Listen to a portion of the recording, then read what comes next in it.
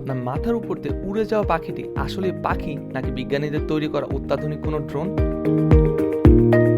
সাধারণত ড্রোন বলতে আমাদের চোখের সামনে যা ভেসে ওঠে সেই ধারণা থেকে খানিকটা ভিন্ন রকমের ড্রোন তৈরি করেছে যুক্তরাষ্ট্রের একদল গবেষক।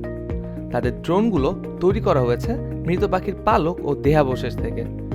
দেখতেও ঠিক সত্যিকারের পাখিরই মতন। এগুলো আবার ডানা ঝাপটে উড়ে বেড়ায় মুক্ত আকাশে। যুক্তরাষ্ট্রের new Mexico institute of mining and টেকনোলজির গবেষকেরা ট্যাক্সিডার্মি পদ্ধতিতে সংরক্ষিত পাখিদের ড্রোনে রূপান্তর করেছে। এর মাধ্যমে শুধুমাত্র পাখিদের ওড়ার পদ্ধতি সম্পর্কেই নয়, বরং এই ড্রোন ব্যবহার করে বন্যপ্রাণীদের গতিবিধি নিয়েও গবেষণা চালানো যাবে।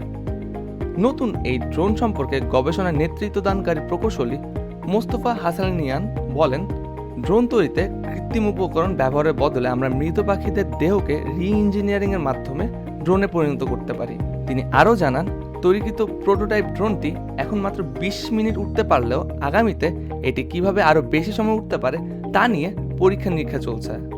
এই বছরের জানুয়ারিতে American Institute of Aeronautics and অ্যাস্ট্রোনটিক্সের বিজ্ঞান ও প্রযুক্তি ফোরামে গবেষণাটি উপস্থাপন করেন এর গবেষকেরা।